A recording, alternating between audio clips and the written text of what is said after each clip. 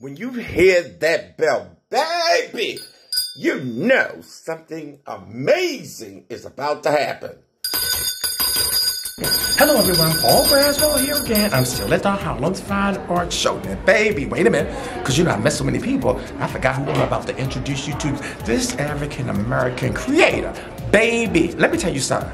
It's some phenomenal creators at this event, the Harlem's Fine Art Show. Now, without further ado, because y'all know I talk a lot, so I'm sorry I have to look at this. And I gotta put my glasses on, but baby, I'm blocking it there. But wait a minute, here she is. Miss Early's gonna share who she is and what you create. Hi, I am a sculptor and I sculpt the human figure. And I call familiar strangers because they are composites of all the people I've met during my life.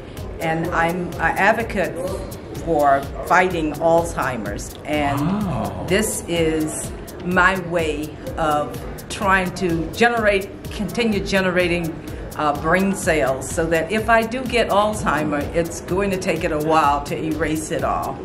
And these are my familiar strangers. I don't necessarily remember who they are or where I met them, but they are faces and places from within my heart and from my memory.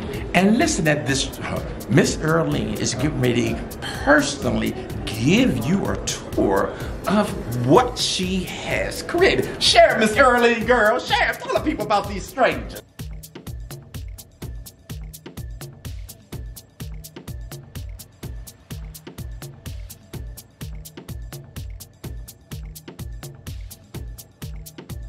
A tribute of a rose. These two are actually slave portraitures. They are my answer to what we would have done to have created images of ourselves had we been allowed to do it during slavery. So these are my murals from that. This is a piece that's called Closed Minds. When you have a closed mind, you really are imprisoning yourself, and that's what this piece is representative of. And can you share with the audience the medium that you use to create what you create here? Let's start with this medium here. I have to hand it over to my professional photographer. Share with the audience, Miss Erling, this piece. Come closer and share the medium. It is actually clay. And it is clay that I've put a wood grain on. This is also clay. I've kind of managed to come up with a way to take clay, put a metal surface on top of it, and actually be able to do things like make it rust. So this is actually rusted clay. Oh, and what about these images of... You are inspired by people you don't know, is that correct?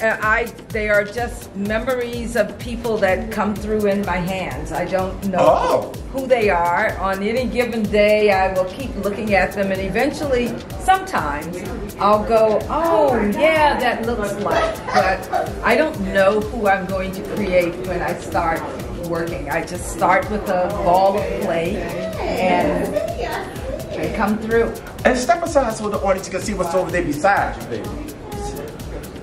Okay. Now, these are all clay. Again, I love bronze.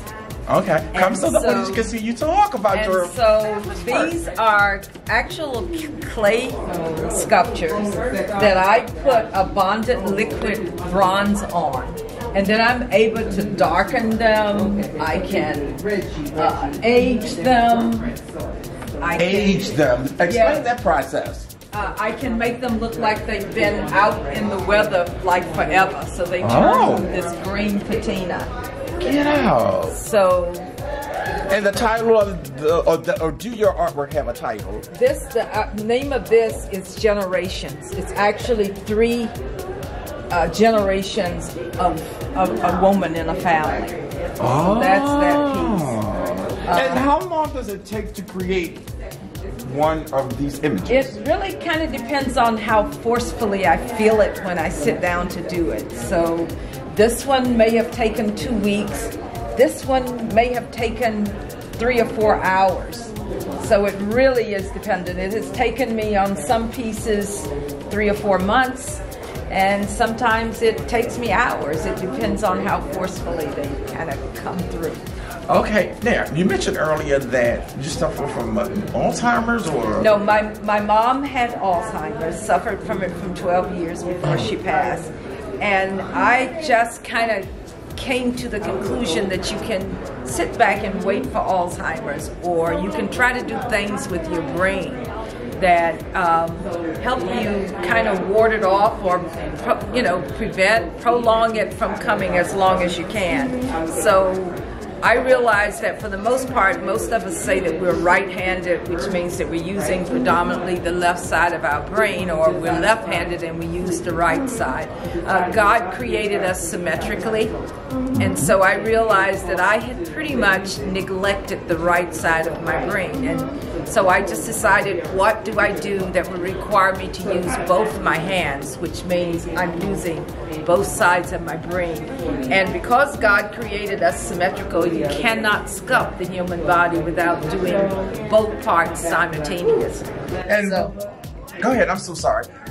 What do you hope that what you create have an impact on the community, or how do you want your art to impact the community? I became an Alzheimer's advocate, and I really want people to understand that no matter how old you are, I'm not an artist, I'm a lawyer. I started doing this 10 or 12 years ago. I'm self-taught, and what I realize is your brain is such a powerful thing. We don't use most of it, and I want everyone to start to realize the full potential of what they have the ability to do. And if you decide to sit down and become an artist, you pretty much can. That's what I did.